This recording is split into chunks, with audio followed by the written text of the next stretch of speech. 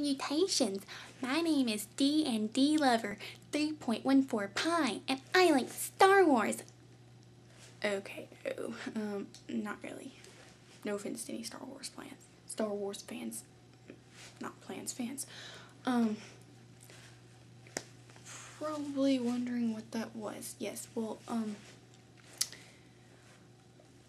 today's rant is about stereotyping, and what I was trying to convey to you there is that, just because you like, some sort of sci-fi movie doesn't make you a nerd. And even if, you would consider yourself a nerd, doesn't mean you're a bad person either. But before I go any further, I just want to explain to you that there's actually a difference in stereotyping and labeling somebody. And you can argue with me all you want and say there's not, but there is. Okay. And I'm going to tell you how they're different. Okay. 1. Labeling is when you basically, give somebody a title. You associate them, well, not really associate them. Okay, yeah, you just give them a title. Okay. For example, I'm Gothic. In a story. Okay. Stereotyping is when you associate a specific person or a specific group of people with something else. Such as a lot of people, automatically assume that Gothic people are satanic. And that is actually a huge misconception. I've done a lot of research on the Gothic history and the Gothic background. I already knew stuff about it before I did, but I did a lot more in-depth research on it. But I always knew that was a big misconception, and a lot of the reason why a lot of people think that people like me are satanic is because the way the media portrays them and stuff. And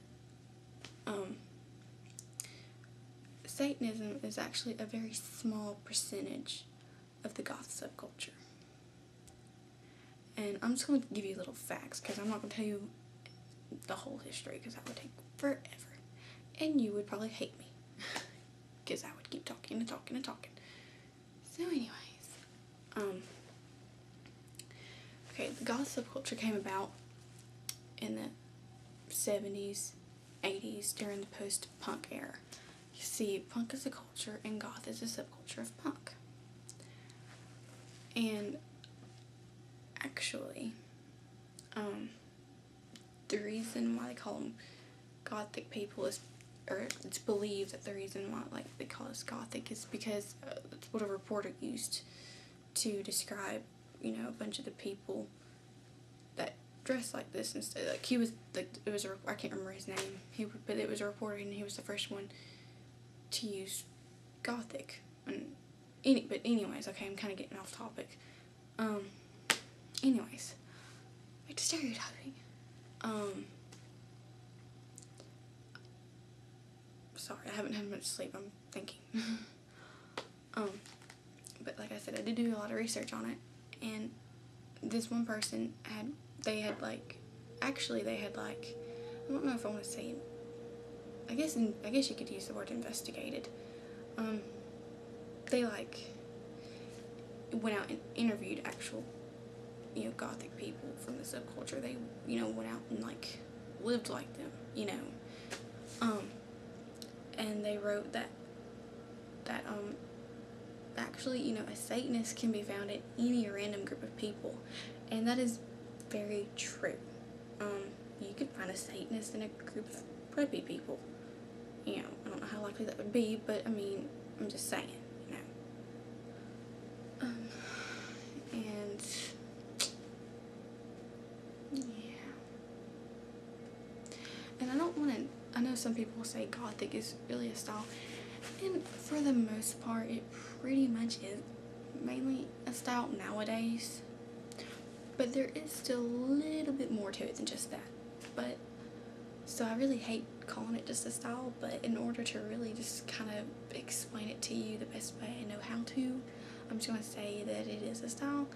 So, just because somebody's dressed like this doesn't mean they're evil. It's a style preppy. Dressing preppy is a style, or dressing redneckish, or dressing hip-hop-ish. You know, that's a style. Anyways, I'm gonna leave it at that with the stereotyping, except I will say this, that I know sometimes it's hard not to stereotype people, because I'm sure I do it, because we're not perfect, and I don't think about it. But if you do know you're stereotyping people and you're doing it on purpose, then you should really stop doing that, because that's not, you shouldn't do that. I mean, how would you feel if somebody, you know, never talked to you because they thought you were a bad person and you really weren't? I mean, and you found out about that. That would like really make you mad and like really hurt your feelings. So you shouldn't do that. Okay. But anyways, I have a question for y'all, and y'all can feel free to ask me questions. I really don't care.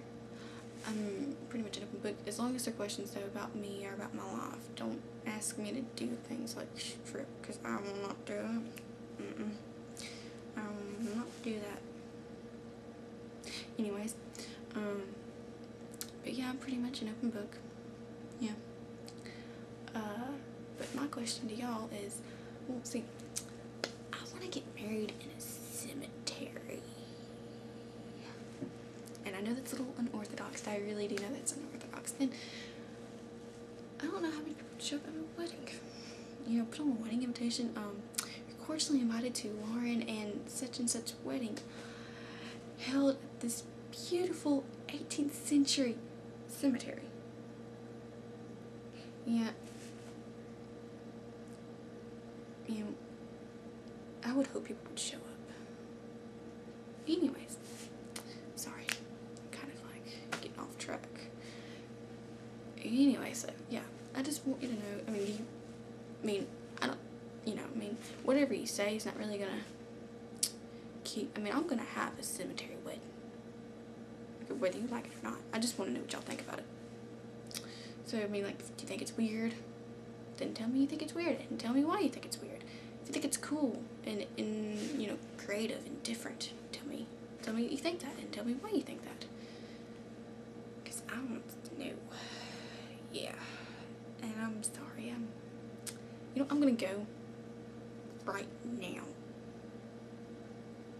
Because I'm really tired. You probably want me to shut up. So I'm gonna go. Yeah. Bye-bye.